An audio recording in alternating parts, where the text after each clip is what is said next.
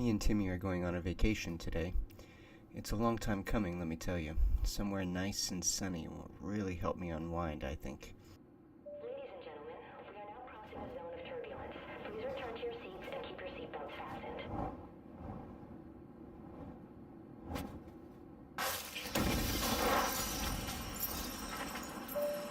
Flight attendants and cabin crew, please.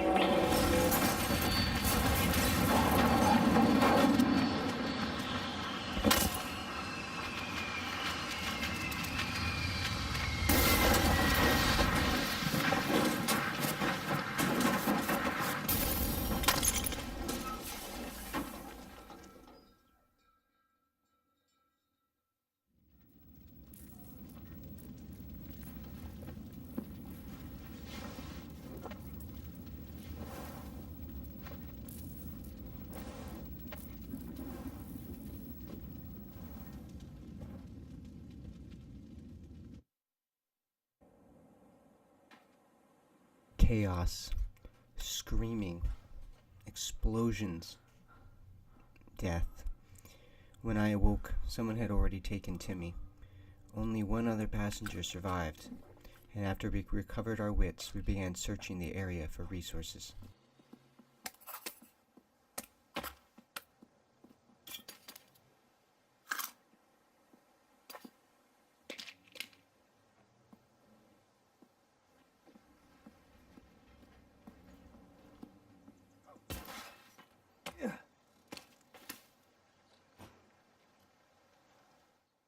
I encountered a new species of deer, which appears to have absolutely no fear of humans. So now I have some meat and a deer pelt as well.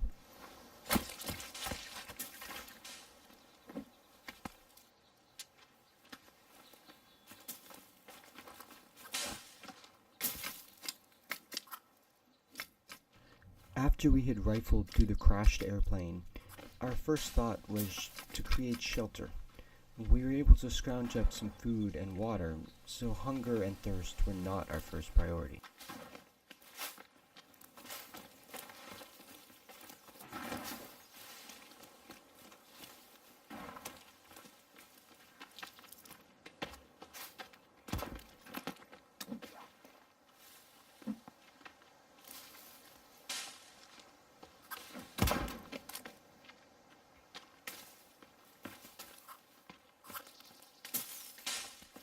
We found the island was covered in useful plants, and my companion and I did our best to grab all that we could.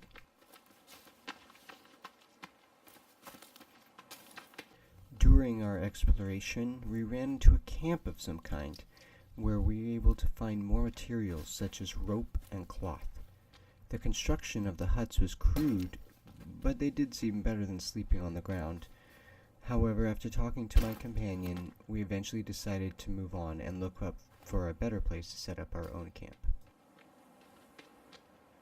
After running for what seemed like miles, we finally settled on a rise near the ocean.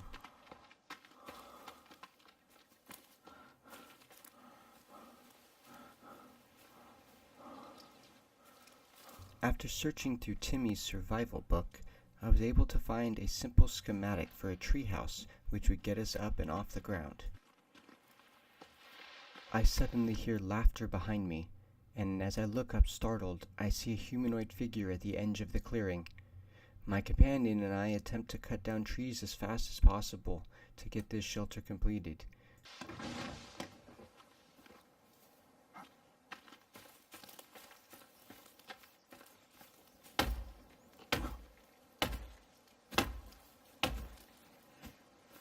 We both keep working, but I have an uneasy feeling about our new visitor.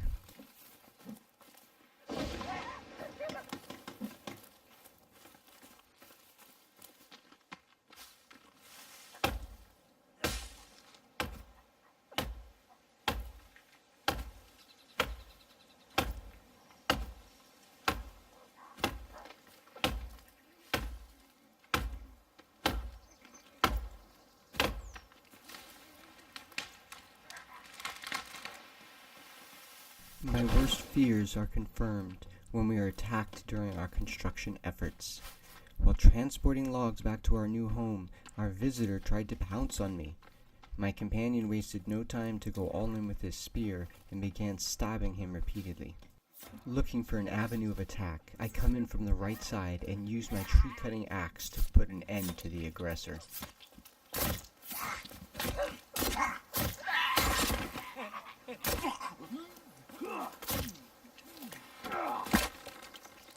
I am slightly shaken by my own ferocity in the heat of the moment, and more than a little shocked at the violence that was just exhibited. As I stand above the bloody mess, contemplating my recent decisions, my companion rips the body out from under me by the ankles and begins to carry it back to our treehouse.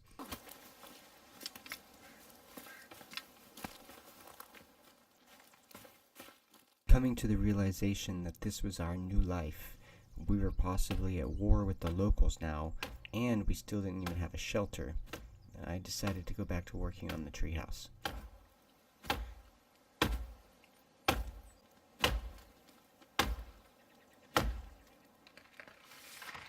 I fell into a rhythm, and time itself seemed to fly by. For hours, we cut down trees and packed them over to our new home. For hours, we worked relentlessly, trying to outrun that first dark evening. My companion and I finished our treehouse in late afternoon, and just as we were putting up the finishing touches, a crackle rips across the sky. The rain is both a boon and a problem. The fresh water falling from the sky can be extremely helpful if we can capture it. Rain makes everything wet, however, and staying warm when soaking wet is only possible near a source of warmth, such as fire.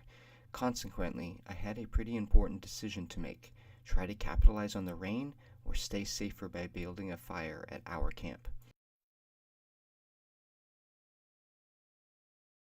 I decide that there is enough time to try to capture the rainwater before dark, but the rain has made the cliffs very slippery. In my overconfidence, I end up sliding down most of the cliff and nearly break both of my legs. Limping in agony, I stagger out into the sunlight of a beach. My goal on the beach is to find a turtle, for I can use its shell to create a basin to collect the falling rainwater.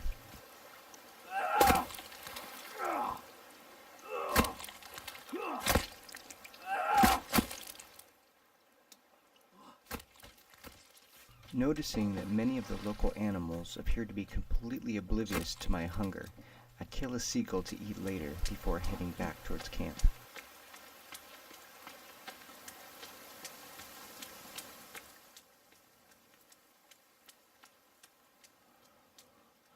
When I arrive back at camp, we use 4 sticks and the turtle shell to create a rainwater catcher, hopefully allowing us to focus on other tasks. Without hesitating, I realize I can go get another turtle shell and still get back home before dark if I leave now and don't wait.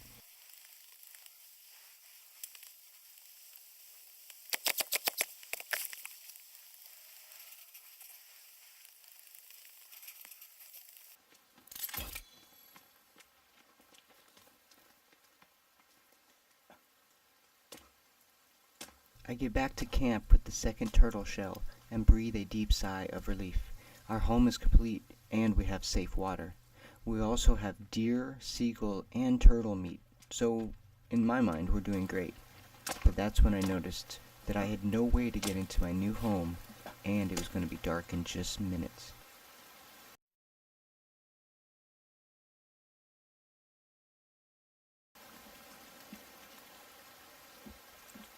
Frustrated, but trying my best not to give up, I open my survival guide and see if I can come up with an alternative plan.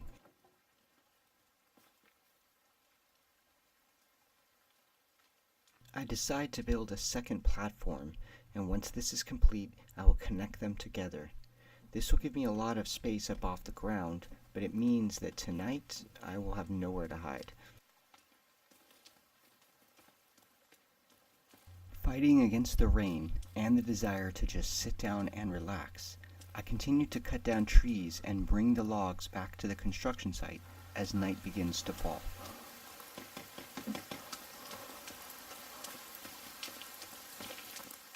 Each trip into the woods is darker than the last, and slowly but surely, night takes over.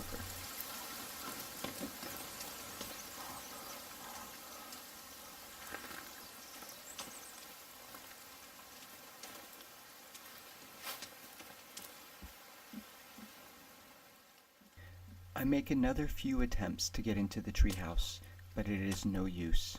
Interestingly, though, my companion seems to have no such issues, and he has no problem rubbing it in either.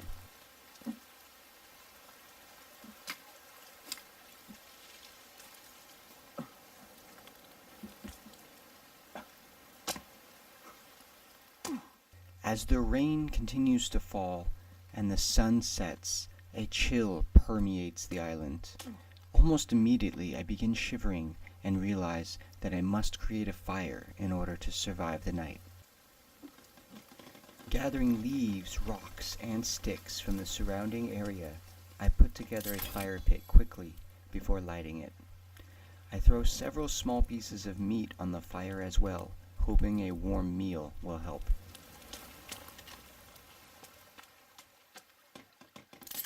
Huddled around the fire, cold, wet, and hungry, I am nonetheless grateful to have survived the first day on the island.